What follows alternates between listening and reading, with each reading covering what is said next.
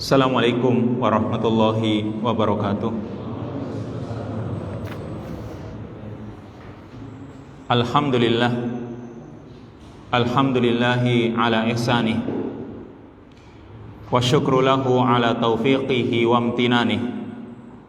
Asyhadu an la ilaha illallah wahdahu la syarikalah ta'ziman li sya'nih, wa asyhadu anna Muhammadan abduhu wa rasuluh ad-da'i ila ridwanih. Allahumma salli wa sallim wa barik ala nabiyyika wa rasulika Muhammadin wa ala alihi wa ashabihi wa man sara ala nahjihi wa ihtada bihadihi wa istanna bi sunnatihi ila yaumil qiyamah. Ikhwani wa akhwati fid din, azanallahu jami'an. Ikhwan dan akhwat, hadirin saudara-saudaraku yang semoga senantiasa dimuliakan oleh Allah. Alhamdulillah, pada malam hari ini kita bisa bermajlis kembali, melanjutkan kembali kajian kitab Sunan Mundathirah wa Manhiyat Muntashirah, kitab yang ditulis oleh Syekh Abdullah bin Hamud Al-Furai hafidhahullahu ta'ala, yang masih melanjutkan tentang sunnah-sunnah yang terlupakan. Tinggal 2 lagi, karena ada 20 sunnah yang terlupakan dan 20 larangan-larangan yang terpendam atau larangan-larangan yang tersebar. Melanjutkan sunnah-sunnah yang terlupakan, yaitu as-sunnatut tasi'atah asyrah, sunnah yang ke-19, yaitu saumu thalathati ayyamin min kulli syahr, yaitu berpuasa 3 hari setiap bulannya. Yang namanya saum, berpuasa, itu merupakan ibadah yang agung, yang menjadikan hubungan antara hamba dengan Khaliqnya, dengan Rabbnya, yaitu Allah Subhanahu wa ta'ala, semakin dekat. Maka saum itu bukan hanya di bulan Ramadan saja, tapi juga dilaksanakan di bulan-bulan yang lain, meskipun hukumnya tidak seperti puasa di bulan Ramadan yang hukumnya wajib. Maka selain di bulan Ramadan hukumnya sunnah atau tidak wajib. Salah satu saumus sunnah, puasa sunnah yang tidak wajib, yaitu puasa 3 hari setiap bulannya. Yang ini disunnahkan baik berdasarkan sunnah fi'liyah Nabi atau qauliyah Nabi. Ada perbuatan Nabi yang mencontohkannya, dan ada perintah-perintah Nabi atau wasiat-wasiat dari Nabi SAW yang beliau sampaikan kepada para sahabat. Di antara sunnah fi'liyahnya atau perbuatan Nabi SAW, istri beliau yang bernama Aisyah radhiyallahu anha pernah ditanya, akana Rasulullah sallallahu alaihi wasallam yasumu min kulli syahrin salasata ayyam? Apakah Rasulullah sallallahu alaihi wasallam beliau biasa berpuasa 3 hari setiap bulannya? Maka Aisyah menjawab, na'am, iya. Beliau biasa berpuasa 3 hari setiap bulannya. Lalu ditanya lagi, min ayyi ayyami syahri kana yasumu? Dari hari-hari dalam bulan itu, di hari-hari apa? Atau mungkin tanggal-tanggal berapa? Qalat, Aisyah menjawab, lam yakun yubali min ayyi ayyami syahri yasumu. Beliau tidak pernah memperdulikan di hari-hari apapun setiap bulannya beliau jalani puasa. Artinya yang penting 3 hari dalam sebulan, bisa di awal, bisa di akhir, bisa di tengah, bisa dengan langsung 3 hari, bisa dengan putus-putus. Yang penting Nabi SAW setiap bulannya, kata Aisyah, beliau biasa menjalani puasa 3 hari. Ini berarti perbuatan Nabi. Lalu fi'liyahnya Nabi, salah satunya disebutkan dalam kitab ini, yang diriwayatkan oleh Abdullah bin Amr bin As, ketika beliau meminta kepada Nabi SAW untuk diberikan wasiat atau untuk meminta agar dia bisa menjalani puasa.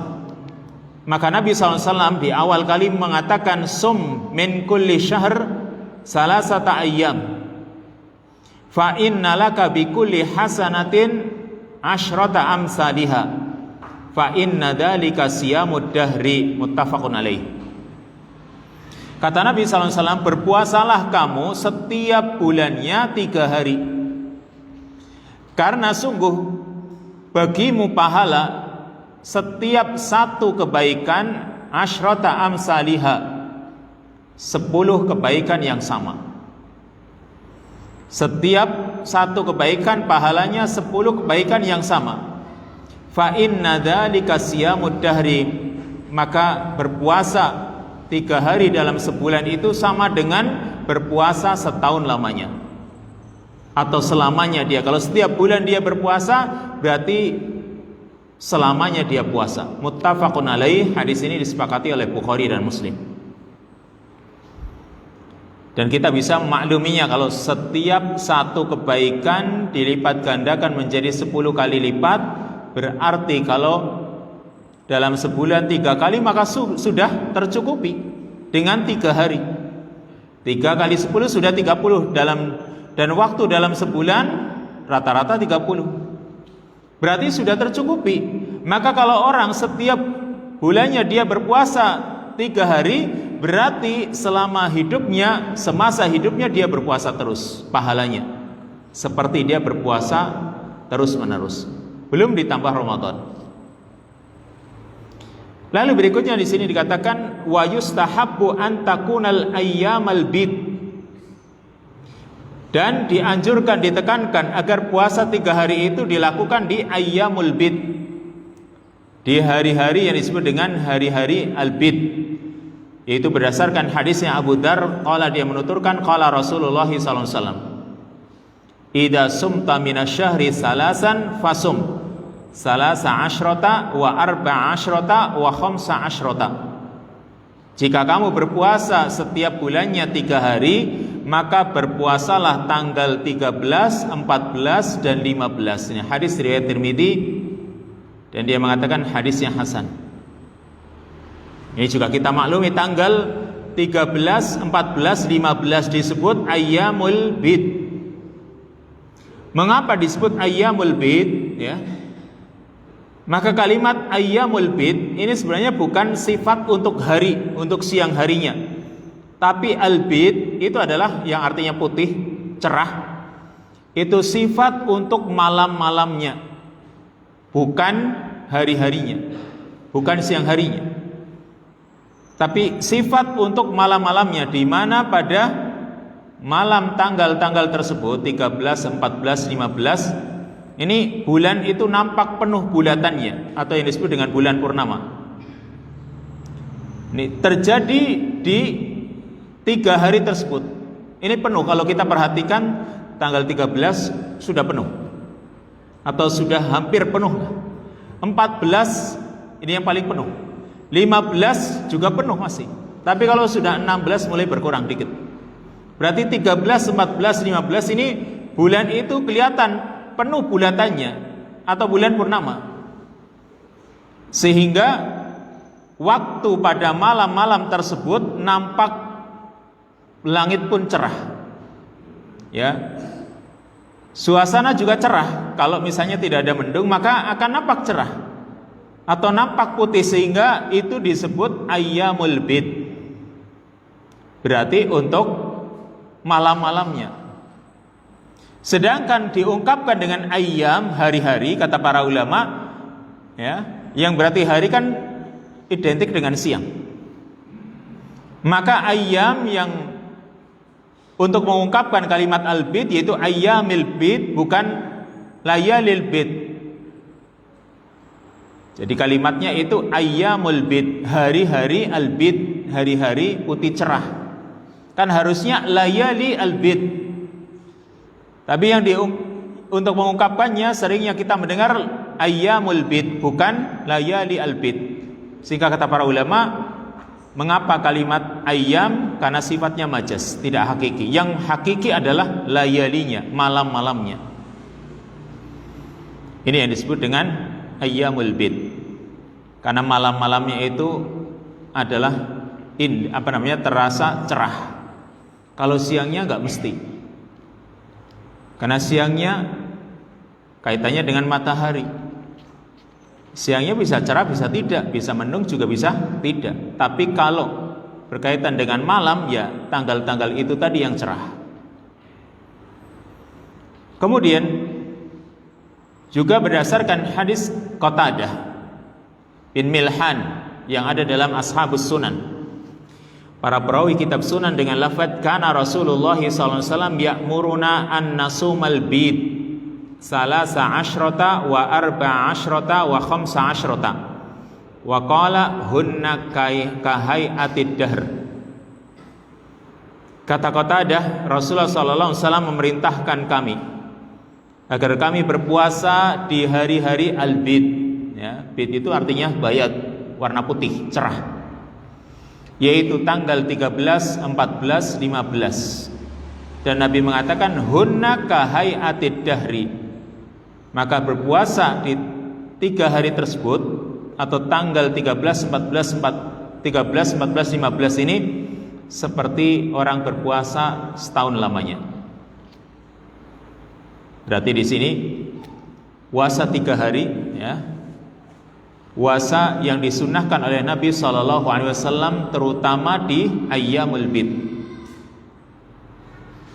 Hukumnya sunnah karena Nabi Shallallahu Alaihi Wasallam memerintahkannya atau Nabi SAW mewasiatkannya. Dalam hadis riwayat Abu Hurairah juga, Abu Hurairah mengatakan ausani khalili bisalasin, kekasihku yaitu Nabi Muhammad SAW berwasiat kepadaku dengan 3 perkara, yaitu siyami thalathati ayyamin min kulli syahr, berpuasa 3 hari setiap bulan, wa rak'atayid duha, dan 2 rakaat salat duha, wa an utira qabla an anam, dan agar aku melakukan salat witir sebelum aku tidur. Ini kata Abu Hurairah, yang berarti puasa 3 hari setiap bulan ini termasuk perkara yang diperintahkan dan juga diwasiatkan oleh Nabi sallallahu alaihi wasallam. Kemudian juga dari sisi pahala atau kebaikan, mengapa disunahkan? Karena pahalanya juga besar, sama seperti berpuasa setahun lamanya. Ini yang disebut perkara yang disunahkan karena Nabi mewasiatkan, Nabi memerintahkan, kemudian di situ juga banyak pahala yang disiapkan atau pahala-pahala yang itu menjadi perangsang bagi seorang untuk menjalaninya atau yang disebut dengan targhib. Kemudian sedikit menjelaskan apa yang dikatakan oleh sebagian peneliti tentang mengapa berpuasa di hari-hari al-bid, yaitu tadi tanggal 13, 14, 15. Dari segi penelitian kedokteran atau medis, kata mereka kalau dihitung-hitung, kalau dikalkulasikan, berbagai kejahatan yang terjadi atau tindak kekerasan yang terjadi umumnya, ya, itu terjadi di tanggal-tanggal tersebut kalau dihubungkan dengan kalender Hijriah, ya. Tentunya berarti bagi negara yang menggunakan kalender Hijriah, mereka mengkalkulasi, menghitung-hitung, ternyata banyaknya kejahatan, banyaknya tindak kekerasan itu terjadi di tanggal-tanggal tersebut. Jadi di ayyamul bid banyak perkara-perkara yang terasa kelihatannya banyak nafsu manusia itu terlampiaskan atau manusia itu terkalahkan oleh nafsunya, baik urusan pribadi atau urusan keluarga atau urusan masyarakat. Misalnya urusan pribadi, orang itu ada yang melakukan bunuh diri, kapan? Biasanya di tanggal-tanggal itu. Atau urusan keluarga, perceraian juga kadang iya. Atau urusan kemasyarakatan dan tadi contohnya tindak kekerasan atau mungkin kejahatan-kejahatan yang ada. Dan kalau dibandingkan juga dengan keadaan yang ada di sekitar kita, dengan masuknya tanggal 13, 14, 15, terjadinya air yang pasang, baik air laut atau mungkin sungai, ya, atau mungkin danau atau yang lain, yang jelas air itu mengalami pasang. Mungkin mereka meneliti karena gravitasi bulan. Dan ini orang bisa melihatnya. Kalau pas tanggal-tanggal itu biasanya air laut itu naik. Maka para nelayan mereka itu sudah merasakannya kalau tanggal-tanggal itu air laut naik atau terjadi pasang. Orang bisa menyaksikannya. Maka seperti itu pula kata para peneliti, tubuh manusia yang sekitar 70% unsur manusia itu adalah unsur air. Jadi ibaratnya kalau kita itu diambil semua unsur-unsurnya, itu 70% unsur air. Yang lain mungkin benda padat, tapi yang 70% cair. Apalagi darah. Nah, unsur air ini ketika ada gravitasi bulan dia juga akan naik. Yang ketika darah itu naik serta yang lain unsur air ini naik akan mempengaruhi pikiran manusia, akan mempengaruhi tindakan manusia.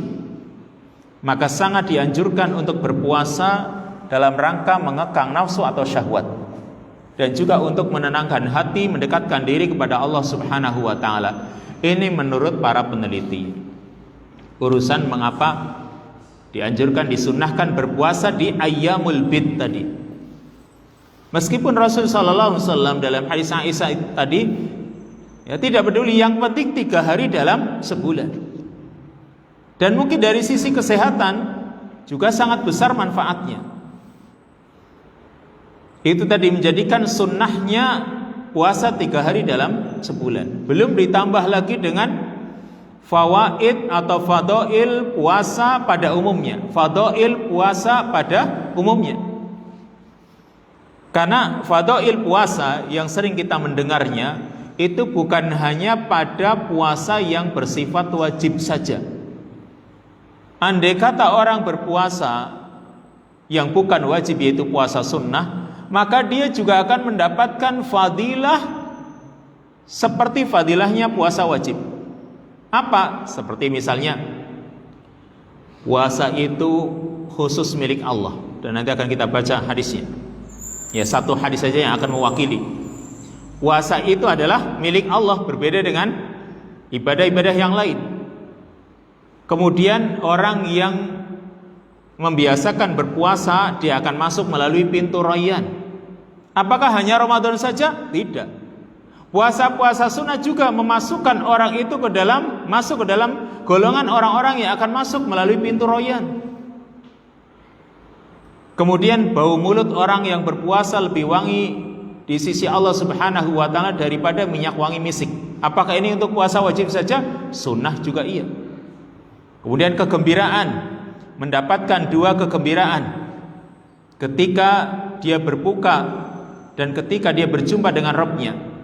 Kemudian puasa itu juga memberi syafaat serta fadilah-fadilah puasa yang lain.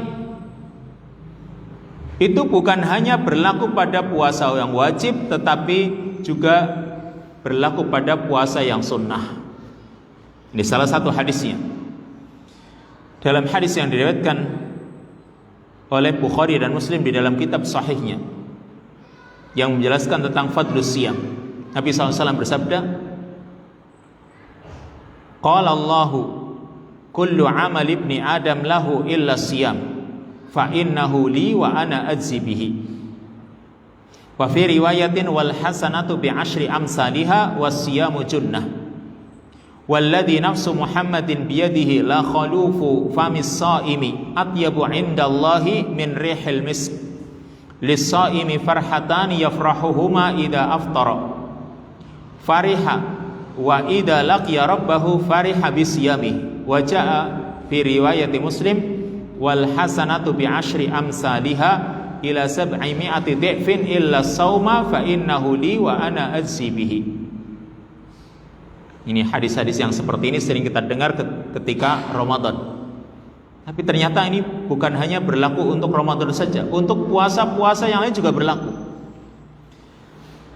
Nabi mengatakan Allah Subhanahu wa taala berfirman, setiap amalan anak Adam itu akan menjadi miliknya, illa siyam, kecuali puasa. Fa innahu li, puasa itu milikku, kata Allah. Wa ana ajzi bihi, dan aku yang akan membalasnya. Jadi kalau orang menjalani puasa sunnah 3 hari, contohnya 3 hari dalam sebulan, itu pahalanya di sisi Allah Subhanahu wa taala. Allah sendiri yang akan membalasnya. Kemudian wal hasanatu bi asyrati amsalihha, satu kebaikan dilipat gandakan menjadi 10 kebaikan yang sama. Wasiyamu junnah, kata Nabi, puasa itu sebagai perisai, puasa itu sebagai tameng yang akan membentengi dia dari berbagai kemaksiatan. Dan itu ternyata bukan Ramadan. Kalau orang membiasakan puasa sunnah juga, dirinya akan terbentengi dari berbagai maksiat, akan tercegah.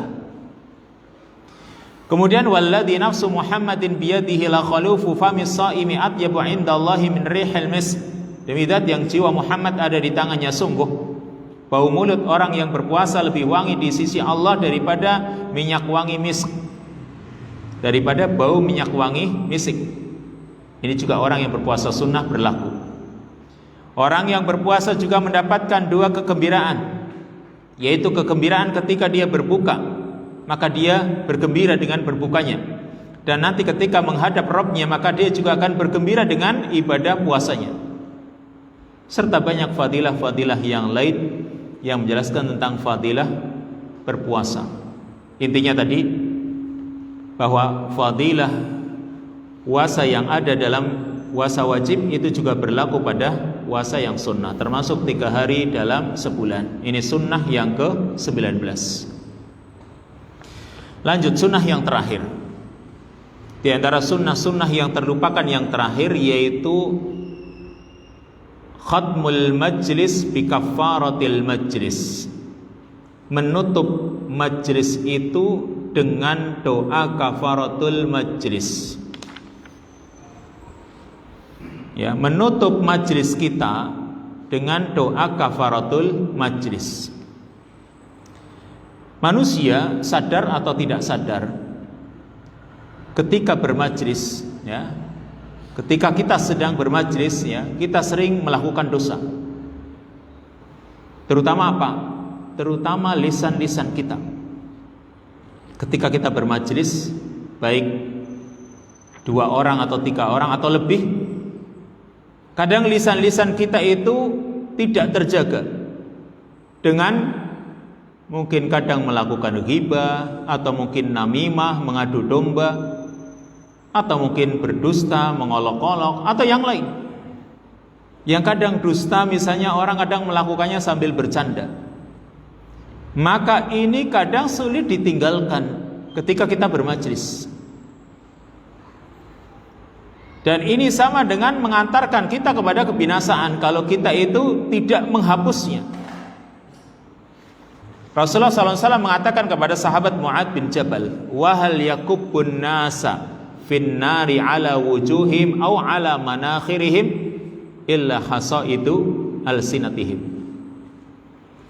Tidaklah menjatuhkan manusia, menjerumuskan manusia ke dalam api neraka di atas wajah-wajah mereka atau di atas leher-leher mereka, melainkan hasaidu alsinatihim, apa yang dilakukan oleh lisan-lisan mereka. Jadi yang banyak menjatuhkan manusia, yang banyak menjerumuskan manusia ke dalam api neraka adalah karena buah dari lisan-lisan yang terucap. Maka jalan yang paling menyelamatkan kita ketika kita bermajlis agar kita menjaga lisan-lisan kita. Ini kita sadari, tapi kadang diri kita itu lemah. Kita tahu ketika misalnya membicarakan tentang si fulan, apalagi sesuatu yang dibicarakan itu sesuatu yang tidak disukai oleh fulan tersebut, maka berarti itu namanya ghibah, meskipun yang kita katakan itu benar. Tapi kalau orang tersebut nggak suka kalau diungkit, kalau disebut-sebut, berarti kita melakukan ghibah. Apalagi kalau yang kita katakan itu adalah suatu kedustaan, maka dosanya lebih parah lagi. Sehingga kalau kita bermajlis, kadang kita sering melakukannya. Sehingga syariat Islam menerangkan salah satu cara untuk menghapus dosa-dosa tersebut yang kita banyak melakukannya, yaitu sebelum kita bangkit dari majlis kita membaca doa kafaratul majlis. Maka satu hadis disebutkan dalam bab ini, yaitu an Abi Hurairah radhiyallahu anhu qala Rasulullah sallallahu alaihi wasallam, man jalasa fi majlisin kathra fihi laghatuhu faqala qabla an yaquma subhanaka rabbana wa bihamdika la ilaha illa anta astaghfiruka wa atubu ilaik. Ini sigot yang pertama atau lafaz yang pertama. Kata Nabi, barang siapa yang duduk di suatu majlis lalu dia banyak melakukan kesalahan di majlis tersebut, banyak dosanya, lalu dia berdoa sebelum dia bangkit dari majlisnya, subhanaka rabbana wa bihamdika la ilaha illa anta astaghfiruka wa atubu ilaik. Ini hadis riwayat Imam Ahmad dan Abu Dawud.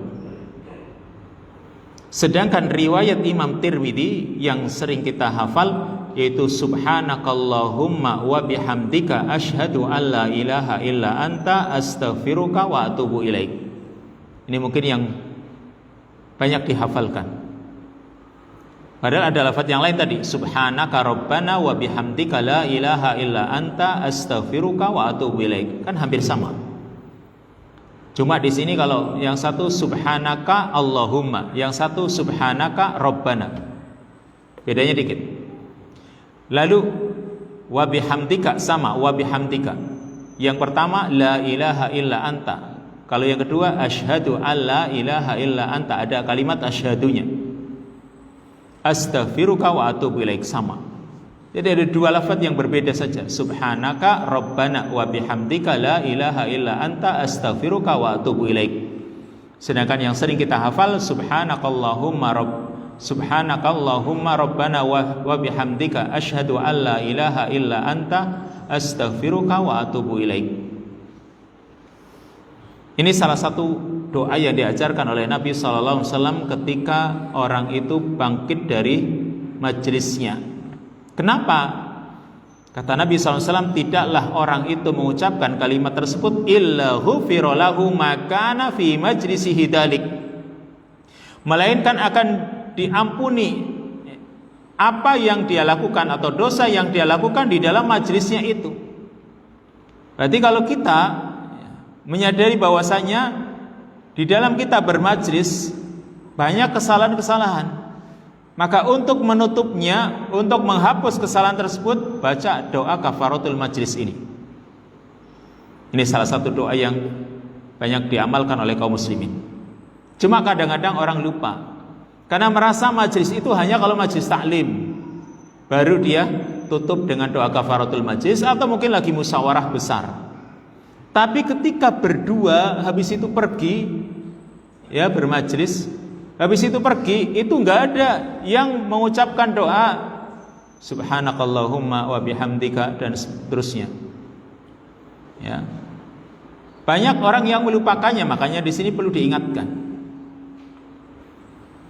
Atau doa yang lain, ada doa yang lain yang juga diajarkan oleh Rasul sallallahu alaihi wasallam dalam hadis riwayat Tirmidzi dan disahihkan oleh Al-Albani. Perawi mengatakan qallama kana Rasulullah SAW yaqumu min majlisihi hatta yad'uwa bihaula'id da'awat. Rasulullah SAW jarang sekali beliau SAW bangkit dari majlisnya sehingga beliau membaca doa-doa tersebut, yaitu doa Allahumma qsim lana min khasyatika ma tahulu bihi bainana wa baina ma'siyatik wa min ta'atika ma tuballighuna bihi jannatak wa minal yaqini ma tuhawwinu alaina masaibad dunya Allahumma matti'na bi asma'ina wa absarina wa quwwatina ma ahyaitana waj'alhu al-warisa minna waj'al sa'rana 'ala man dhalamana wansurna 'ala man 'adana wa la taj'al musibatana fi dinina wa la taj'alid dunya akbar hammina wa la mablagha ilmina wa la tusallit 'alaina man la yarhamuna. Itu doa menutup majelis. Dan di situ banyak perkara-perkara yang baik yang kita mohon kepada Allah, dan doa ini pernah kita jabarkan dulu atau kita terangkan tentang makna yang terkandung di dalamnya. Karena di situ banyak permintaan permohonan kita kepada Allah Subhanahu wa taala. Intinya itu juga salah satu doa kafaratul majlis. Sedangkan riwayat yang lain, ada doa yang lain, yaitu Rabbighfirli wa tub alayya innaka antat tawwabur rahim. Kata para ulama bahwa ucapan tersebut itu diucapkan oleh Rasul sallallahu alaihi wasallam di dalam majelis, dan beliau sering mengulang-ulang. Bahkan perawi yang meriwayatkan hadis tersebut, aku menghitung Rasul sallallahu alaihi wasallam beliau mengucapkan kalimat tersebut dalam satu majelis lebih dari 100. Ketika beliau bermajelis, beliau sering ucapkan, ya, Rabbighfirli wa tub alayya innaka antat tawwabur rahim. Mungkin sambil memperbarui tempat duduk, mungkin sambil ngomong, atau habis berbicara terus ucapkan doanya, Rabbighfirli wa tub alayya innaka antat tawwabur rahim. Sedikit-sedikit dia ucapkan Rabbighfirli wa tub alayya innaka antat tawwabur rahim. Jadi ini menjadi kebiasaan Rasul sallallahu alaihi wasallam ketika bermajelis. Sampai sahabat ada yang menghitungnya, dalam sekali duduknya Rasul, bermajelisnya Rasul, beliau membacanya lebih dari 100. Ini menunjukkan ketika bermajlis Rasul sallallahu alaihi wasallam banyak meminta ampun kepada Allah. Ini Rasul yang dosanya sudah diampuni oleh Allah Subhanahu wa taala. Sedemikian semangatnya Rasul untuk meminta ampunan kepada Allah. Dalam satu majlis saja berkali-kali beliau minta ampun kepada Allah Subhanahu wa taala. Kita kadang bermajlis sampai berjam-jam enggak ada kalimat astagfirullah, itu enggak ada. Ya. Astagfirullahnya itu enggak ada, minta ampunnya enggak ada, pada lama bermajlis. Apalagi kalau di warung, aduh, mungkin berjam-jam sampai kopinya jog 10 kali barangkali.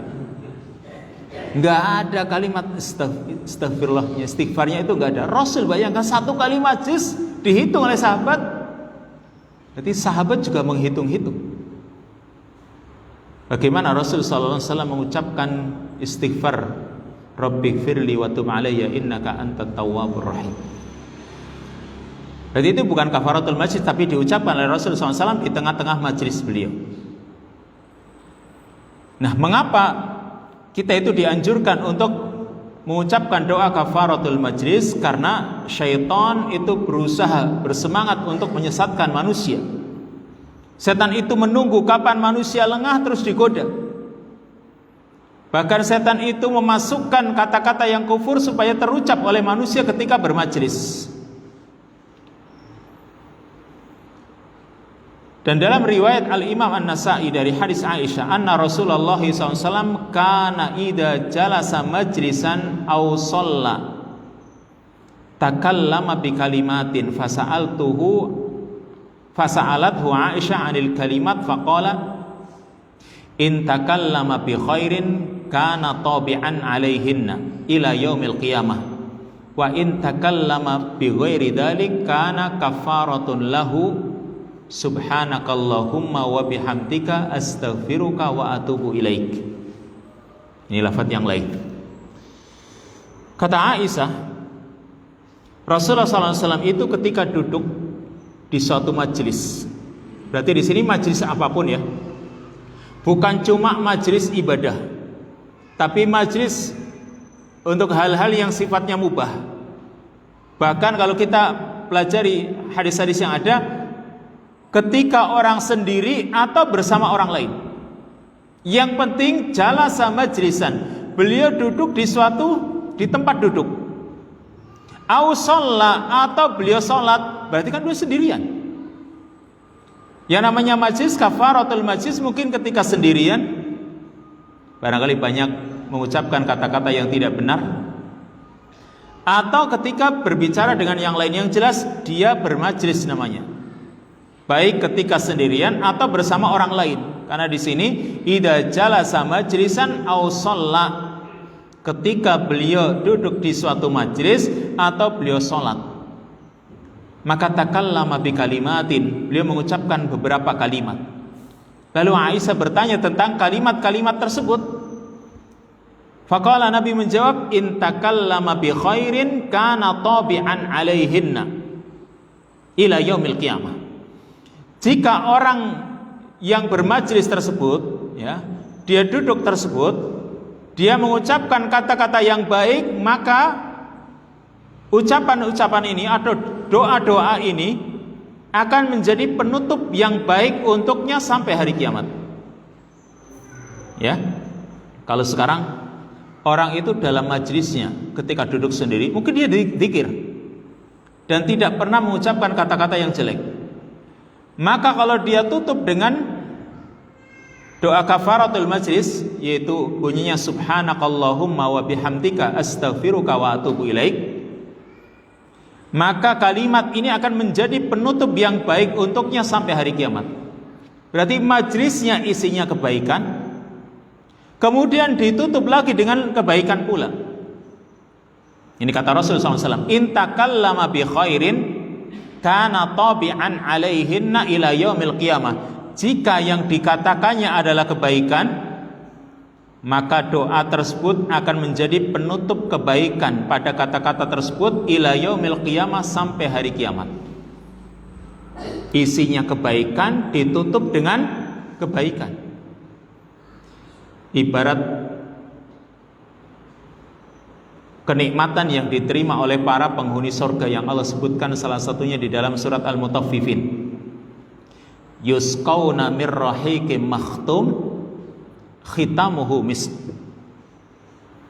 Yusqauna mir rahiqim makhtum. Mereka diberi minum dengan rahiqim makhtum, dengan arak, ya, atau dengan khamar yang murni. Itu nanti di hari kiamat khamarnya khamar yang murni, yang tidak memabukkan tapi membuat orang itu senang dan tidak merusak. Salah satu kenikmatan yang didapatkan oleh para penghuni surga yaitu yusqauna mir rahiqim makhtum. Mereka diberi minum dengan khamar yang murni, yang khamar tersebut makhtum, disegel atau dilak, ya, disegel. Khitamuhu misk, yang segelnya itu adalah misik. Berarti penutupnya perkara yang sangat harum, yang wangi.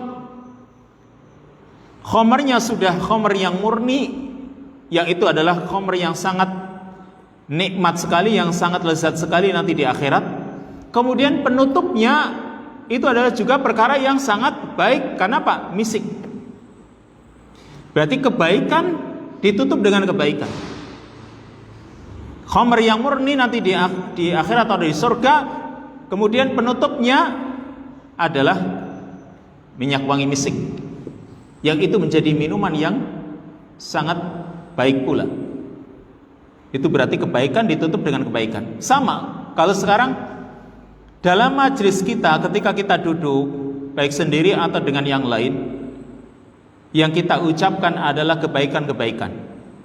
Kemudian kita tutup sekalian dengan doa kafaratul majlis, maka itu akan menjadi penutup kebaikan, kata Rasul, sampai hari kiamat. Lalu wa in takallama bi ghairi dzalik kana kafaratun lahu. Tapi jika yang dia katakan bi ghairi dzalik bukan kebaikan, maka doa tersebut akan menjadi penghapus baginya, akan menghapuskan dosa-dosa tersebut yang tidak baik tadi, yaitu subhanakallahumma wa bihamdika astaghfiruka wa atubu ilaik. Berarti kalimatnya agak sedikit terkurangi. Maka kalau misalnya orang itu membaca doa kafaratul majlisnya tidak lengkap, ya, mungkin subhanakallahumma wa bihamdika asyhadu an la ilaha illa anta astaghfiruka wa atubu ilaik.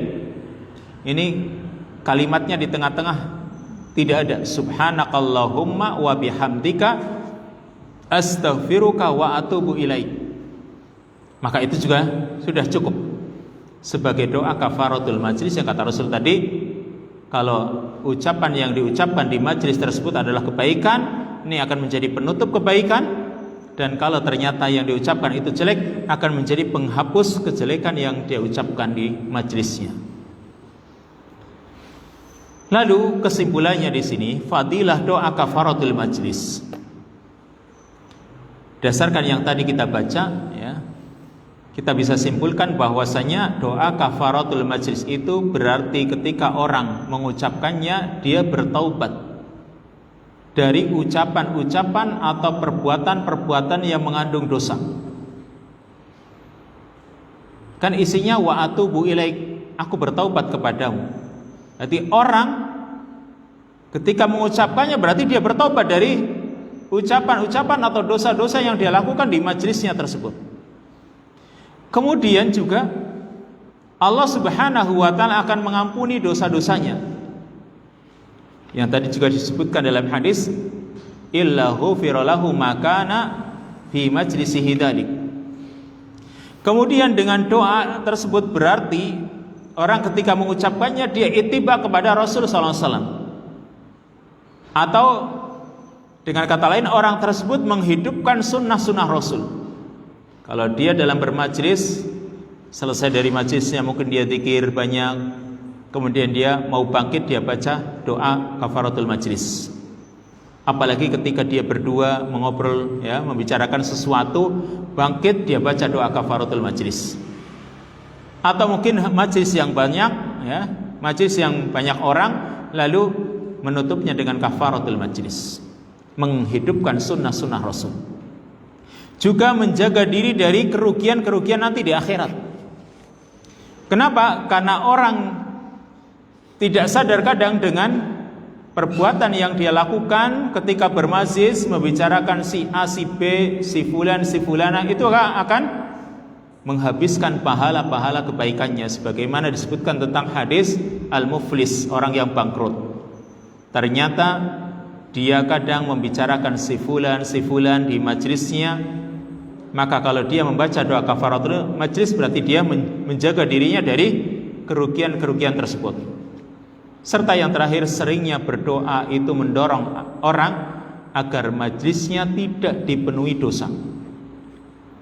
Seperti kalau misalnya kita itu di tengah-tengah majlis kita kadang mengucapkan astagfirullahaladzim, atau mungkin kita mengingatkan, ya, istighfar yang benar, masa ngomong kayak gitu. Nah, itu menjadikan orang apa? Terkekang dari mau mengucapkan kata-kata yang isinya dosa, karena dia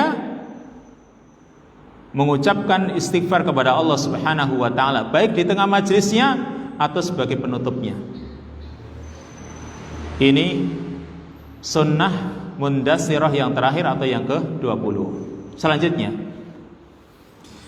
sunnah-sunnah mundasirah sudah. Kita lanjutkan dengan babul manhiyat. Bab tentang larangan-larangan atau manhiyat muntasyirah, larangan-larangan yang tersebar. Tapi sebelumnya mu'alif memberikan muqaddimah tentang masalah manhiyat ini, sebagaimana beliau juga memberikan muqaddimah dalam sunnah-sunnah. Berarti di sini babnya tentang manhiyat, perkara yang dilarang, atau al-manhiyu anhu, perkara yang dilarang. Apa itu perkara yang dilarang? Yaitu perkara yang diminta oleh syariat atau sang pembuat syariat agar ditinggalkan dengan permintaan yang kuat kalau memang larangan tersebut mengandung arti keharaman, atau meminta untuk ditinggalkan perbuatan tersebut dengan permintaan yang tidak ditekankan kalau memang larangan itu sifatnya makruh. Jadi kalau yang haram seperti misalnya durhaka kepada kedua orang tua, melakukan ghibah, dusta, dan yang lainnya, itu adalah perkara yang haram. Maka melarangnya berarti melarang perbuatan-perbuatan yang haram. Sedangkan ada juga larangan yang sifatnya makruh, seperti misalnya orang bernafas di gelasnya, tempat minumnya, itu hukumnya makruh. Yang kalau makruh, maka orang yang meninggalkannya akan mendapatkan pahala, dan orang yang melakukannya tidak mendapatkan siksa.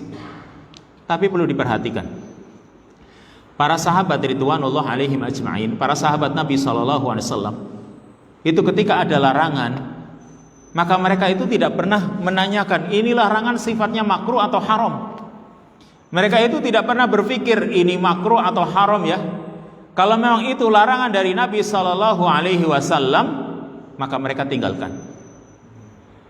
Tapi kita boleh saja mempelajari tentang masalah larangan. Tapi ingat, hukum asal larangan adalah haram, kecuali jika ada yang memalingkannya dari hukum asal haram tersebut menjadi tidak haram tetapi hukumnya makruh. Dan banyak yang bisa memalingkan dari hukum asalnya. Contoh, nanti juga akan disebutkan dalam perkara-perkara yang termasuk manhiyat ya. Misalnya kalau Nabi SAW melarang, tetapi suatu saat berikutnya Nabi SAW melakukannya. Nabi pernah melarang, tapi Nabi juga melakukannya. Dan ini bukan berarti Nabi jarkoni, bukan. Nabi melarang kok Nabi melakukannya ya. Berarti Nabi itu mengajarkan sesuatu tapi dia malah menjalaninya. Maka bukan maksud seperti itu. Ada maksud bahwasanya berarti larangan tersebut sifatnya tidak haram. Misalnya nanti akan disebutkan salah satu dari manhiyat, yaitu larangan minum sambil berdiri. Nabi SAW di beberapa hadis Nabi melarang orang minum sambil berdiri. Tapi beliau pernah mempraktekkan, beliau pernah menjalani minum sambil berdiri. Maka para ulama menyimpulkan bahwasanya orang minum sambil berdiri itu hukumnya makruh, yang berarti sunnahnya meninggalkan yang makruh tersebut. Makanya ini nanti termasuk perkara yang dibahas masuk ke dalam pembahasan larangan-larangan yang sifatnya tidak haram. Jadi nanti ya, kalau sebelumnya sunnah-sunnah yang banyak ditinggalkan oleh kaum muslimin tapi hukumnya sunnah. Nah maka berikutnya larangan-larangan yang kebanyakan adalah larangan-larangan yang sifatnya makruh, bukan larangan-larangan yang sifatnya haram. Meskipun kadang ada permasalahan yang diperselisihkan oleh para ulama, ada yang mengatakan haram, ada yang mengatakan makruh. Intinya kalau itu adalah suatu larangan, kita disuruh untuk meninggalkannya. Nabi SAW bersabda dalam hadis yang muttafaq alaih, fa idza nahaitukum an syai'in fajtanibuhu wa idza amartukum bi amrin fa'tu minhu mastata'tum. Jika aku melarang kalian dari sesuatu, maka tinggalkanlah atau jauhilah.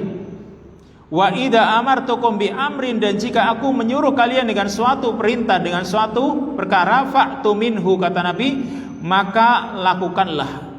Mastata'tum, kata Nabi, semampu kalian. Perhatikan di sini, ini juga sering saya terangkan. Ketika Nabi melarang sesuatu, maka kita itu disuruh meninggalkannya, menjauhinya, tidak ada kata-kata semampu kalian. Sedangkan ketika Nabi SAW memerintahkan sesuatu, maka Nabi mengatakan mastata'tum, lakukanlah semampu kalian ya. Kalau ada perintah, kita disuruh menjalankan perintah tersebut, kalimatnya mastata'tum, jalankan semampu kalian. Sedangkan kalau larangan itu tidak ada kalimat mastata'tumnya, tinggalkan, nggak ada kalimat semampu kalian. Berarti meninggalkan sesuatu atau meninggalkan sesuatu yang dilarang itu tidak ada kompromi semampu kalian, tidak ada kalimat itu. Kenapa? Syekh Muhammad bin Shalih Al-Utsaimin menjelaskan dalam syarah Al-Arba'in An-Nawawiyah dan juga kitab-kitab yang lain. Kata beliau, mengapa kalau perintah kok ada kalimat mastata'tum? Sedangkan kalau larangan nggak ada kata-kata semampu kalian. Kata beliau bahwa annan nahya kaffun wa kullu insanin yastati'u, bahwa yang namanya larangan itu sifatnya menahan diri, berhenti, dan semua orang mampu. Sedangkan al-ma'murat wa amal ma'murat fa innaha ijadun qad yustata wa qad la yustata. Sedangkan perintah itu adalah ijadun, mewujudkan sesuatu yang kadang orang itu mampu menjalaninya, kadang orang tidak mampu. Bisa diperhatikan ya, bisa dipahami. Kalau larangan, ketika ada larangan berarti kan kita disuruh menahan diri. Menahan diri berarti berhenti. Berhenti berarti tidak bergerak. Bisa enggak? Bisa. Semua orang bisa berhenti, berdiri, dia tidak bergerak. Tapi kalau perintah kan harus bergerak, harus melakukan. Maka kadang orang mampu dan kadang orang tidak mampu. Misalnya begini, ada ayat-ayat dalam Al-Quran misalnya begini. Allah mengatakan wala taqrabuz zina, janganlah kalian mendekati zina. Jangan mendekati, kan berarti kita cuma berhenti, menahan diri, gak usah bergerak. Atau wala ta'kulur riba, janganlah kalian makan harta riba. Kan berarti kita apa? Suruh berhenti, menahan diri kita. Berbeda kalau perintah wa aqimus shalah, dirikanlah salat. Berarti kita disuruh apa? Bergerak. Kalau cuma kita diam saja, apakah kita dinamakan mendirikan salat? Ya enggak. Tapi kalau ada larangan janganlah kamu berbuat zina, janganlah kamu mendekati zina, kita diam saja, sudah dikatakan apa? Kita itu sudah dikatakan tidak mendekati zina. Kan gitu. Janganlah kalian mendekati zina. Kita diam saja, maka itu sudah benar. Ya, sudah meninggalkan larangan. Dengan berhenti dia, tidak bergerak. Tapi ketika ada perintah wa aqimus shalah, dirikanlah salat. Maka kalau kita itu cuma diam tidak disebut mendirikan salat. Karena mendirikan salat itu butuh apa? Butuh gerak, butuh usaha. Sehingga kalau butuh gerak, butuh usaha, kadang orang mampu, kadang tidak mampu. Makanya kalau untuk perintah, Nabi mengatakan wa idza amartukum bi amrin fa'tu minhu mastata'tum. Jika aku memerintahkan kalian dengan suatu perintah, suatu perkara, maka lakukanlah oleh kalian semampu kalian. Sehingga salat pun sama. Salat itu semampunya. Kalau tidak mampu berdiri, duduk. Gak mampu duduk, berbaring. Gak mampu berbaring, masuk liang lahat. Berbaring kan sudah terakhir. Orang selain berbaring apa coba? Ada nggak yang setelah berbaring ada lagi? Ya sudah, itu terakhir. Kok nggak mampu? Oh berarti memang dia sudah nggak pantas di dunia ini. Ini semampunya. Dan sudah kita terangkan sebelumnya ya, mana yang lebih berat dosanya, meninggalkan perintah atau mengerjakan larangan? Ini sudah kita terangkan ya di awal menjelaskan kitab ini, yaitu adanya khilaf para ulama. Apakah meninggalkan perintah itu lebih besar dosanya ataukah mengerjakan larangan? Diperintah dia tidak mau, yang satu dilarang malah meninggalkan. Lebih besar dosanya yang mana? Ini khilaf para ulama. Dan ini sudah kita terangkan sebelumnya. Semoga masih diingat karena ada perselisihan atau perbedaan pendapat di antara para ulama. Kemudian apa itu larangan-larangan yang tersebar? Kita baru mukadimahnya ini, belum masuk pada larangan yang pertama, dan berikutnya sampai 20 insyaallah kita lanjutkan pada kesempatan yang akan datang biidznillah taala. Wassallallahu wasallam ala nabiyina Muhammad wa ala alihi wa sahbihi ajma'in. Subhanakallahumma wa bihamdika asyhadu an la ilaha illa anta astaghfiruka wa atubu ilaik. Wassalamualaikum warahmatullahi wabarakatuh.